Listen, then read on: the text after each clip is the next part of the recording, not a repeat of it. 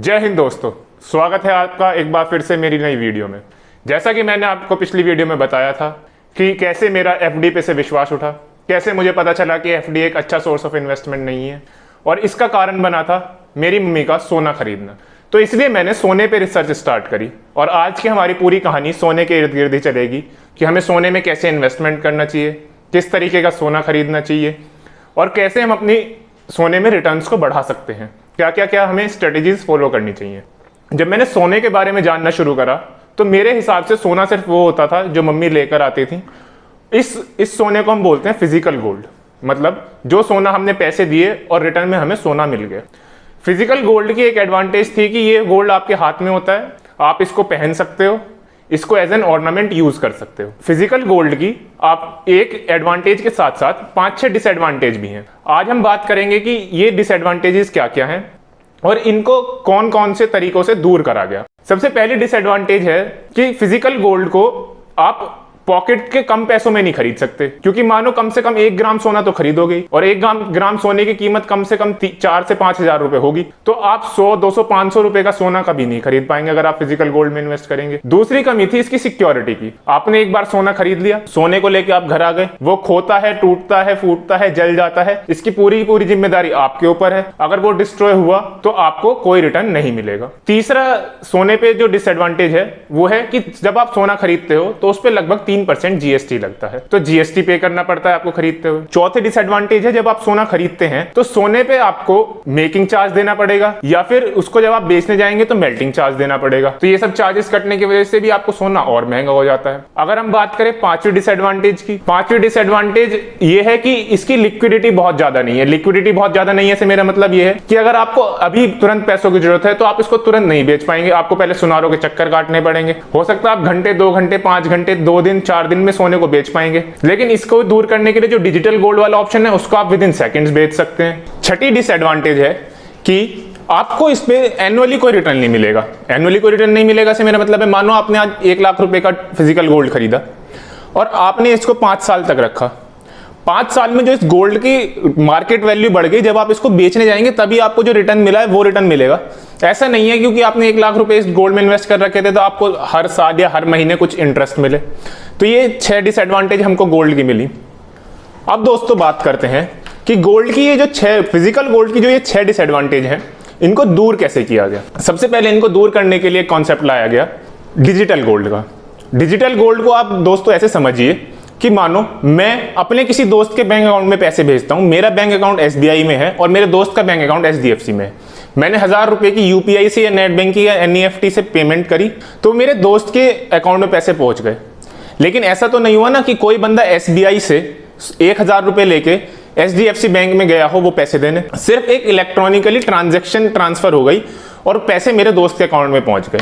इसी तरीके से बिल्कुल सिमिलर आप डिजिटल गोल्ड को समझिए। डिजिटल गोल्ड में क्या होता है दोस्तों, जब आप किसी रिनाउंड कंपनी से डिजिटल गोल्ड खरीदते हैं तो वो आपको बदले में एक डिजिटल गोल्ड सर्टिफिकेट प्रोवाइड करती है कि हाँ आपके पास इतने रुपए का इतने ग्राम सोना है, और आपके बिहाफ पे वो रिनाउंड कंपनी अपने वेयर हाउस में गोल्ड को खरीद के रख लेती है। अब दोस्तों इससे 3 प्रॉब्लम मेजरली दूर हो गई। पहली प्रॉब्लम ये दूर हुई कि जो लिक्विडिटी थी, आप 1 सेकंड में चाहे 1 सेकंड में बेच सकते हैं, 10 सेकंड में चाहे 10 सेकंड में बेच सकते हैं, 5 साल बाद चाहे 5 साल बाद बेच सकते हैं। जब आपका मन करेगा आप तब इस गोल्ड को बेच पाएंगे।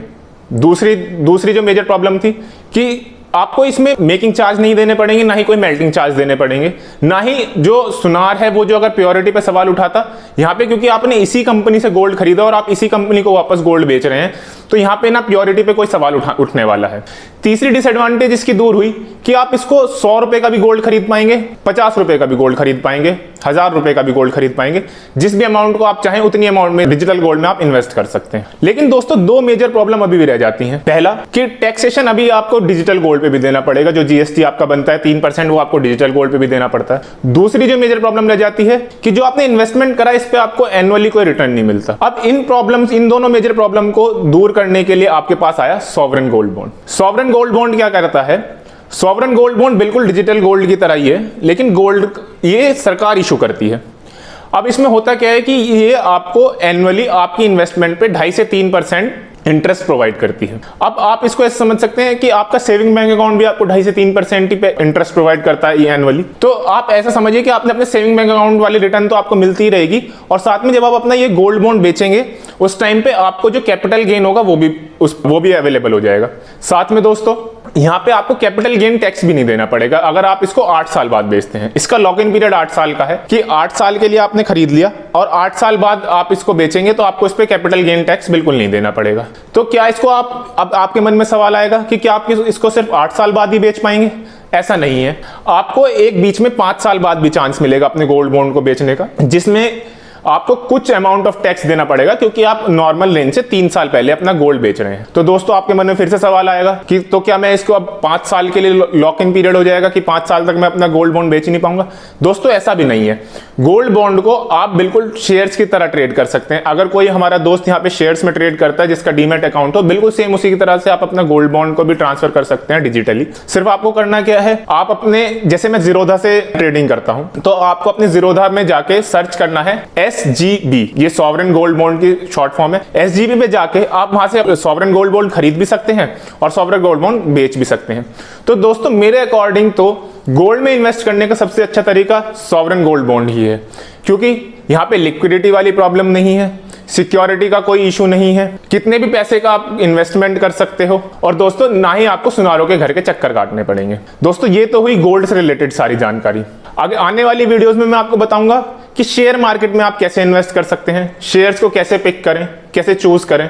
उसके बाद म्यूचुअल फंड्स कौन से, किस में आपको इन्वेस्ट करना चाहिए, किस में नहीं करना चाहिए, म्यूचुअल फंड्स और डायरेक्ट इक्विटी में क्या डिफरेंस है, ये सब हम अपने आने वाली वीडियोस में बात करेंगे। और दोस्तों एक बात मैं आपको और बता दूं, ये हमारी जितनी भी वीडियोस हैं ये सिर्फ एजुकेशन पर्पस से हैं, किसी को भी हमारी वीडियो देख के इन्वेस्टमेंट करने की सलाह नहीं देते।